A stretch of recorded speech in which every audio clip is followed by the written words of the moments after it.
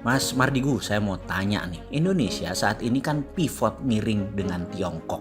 Itu keuntungan terbanyak adalah personal benefit atau country benefit ya? Sebuah kalimat di awal telepon dari sahabat saya yang saat ini menjadi dosen di kampus kenamaan di negeri Paman Sam membuat saya terdiam. Personal benefit atau country benefit? Astagfirullah, asli saya nggak mikir panjang. Yang saya akhirnya balik bertanya, apa itu country benefit? Country benefit saya coba jelaskan sekilas, katanya kemudian, yaitu sebuah kegiatan ekonomi yang membuat keuntungan multidimensi. Seperti neraca perdagangan sebuah negara menjadi naik, cadangan devisa negara naik karena produknya untuk ekspor dengan menerima multinational currency. Aset negara bertambah dengan nilai tambah produksi yang tinggi. Tenaga kerja lokal terserap, bahan baku produksi TKDN-nya barang buatan dalam negerinya di atas 90%. Tidak ada flight capital pelarian dana keluar, ada alih teknologi ke tenaga kerja lokal, manfaat pajak tinggi, produknya memberi kekuatan politik di luar negeri negara tersebut. Kalau personal benefit, saya pun bertanya kepadanya. Ya,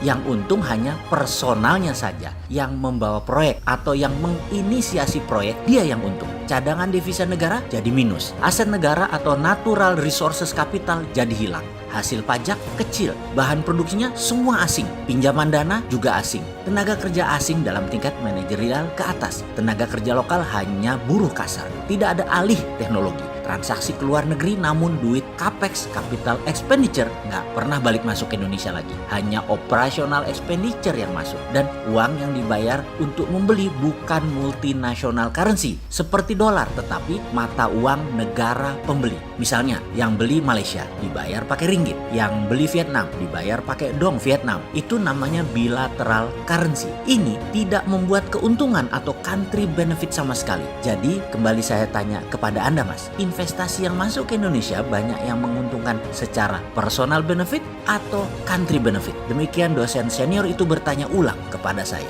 Kepala saya pun langsung melayang ke data-data banyaknya TKA yang memang saat ini tidak bisa digantikan oleh tenaga lokal katanya. Proyek-proyek di Sulawesi, proyek di Kalimantan, di Jawa, di Sumatera yang terutama adalah proyek power plant atau PLTU batubara.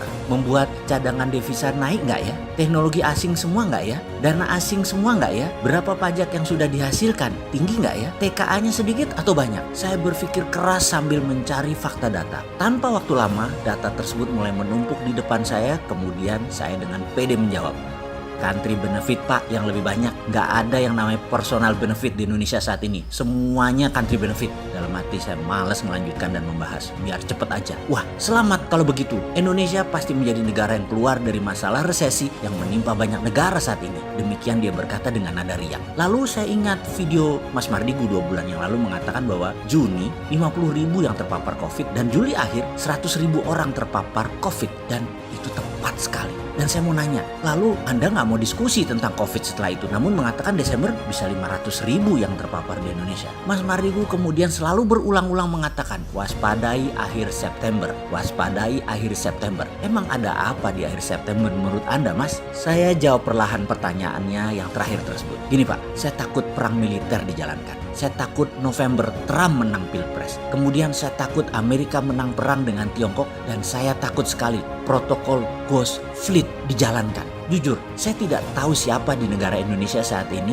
yang menjelaskan ancaman atau who define nation threat dan mempunyai skenario untuk mengantisipasi nation threat-nya. Mendefinisikan ancaman lalu menyiapkan antisipasinya seperti halnya sebuah moto Latin yang Jenderal Napoleon Bonaparte pernah pakai. Civis pacem para bellum adalah moto pasukan elit yang menyatakan kalau Anda mau perdamaian, bersiaplah untuk perang. Ngomong-ngomong, saat ini nama kode pasukan Amerika dan pasukan beberapa negara yang mengepung Laut Natuna Utara di dalam berperang melawan Tiongkok adalah Civis pacem para bellum. Ini kode keras di mana setiap negara yang memahami nama kode ini harusnya mulai menerjemahkan kemudian bergerak mengantisipasi. Karena itu kita mengingatkan Amerika dan sekutunya serius mau menghajar Tiongkok. Ini yang saya takutkan kejadian di akhir September mendekati masa Pilpres di Amerika. Bentuk pasti perangnya apa itu saya kurang tahu. Namun mudah-mudahan saya salah lagi. Yang penting tidak ada personal benefit dari miringnya Indonesia ke Tiongkok. Iya nggak? Betul nggak? Setuju nggak?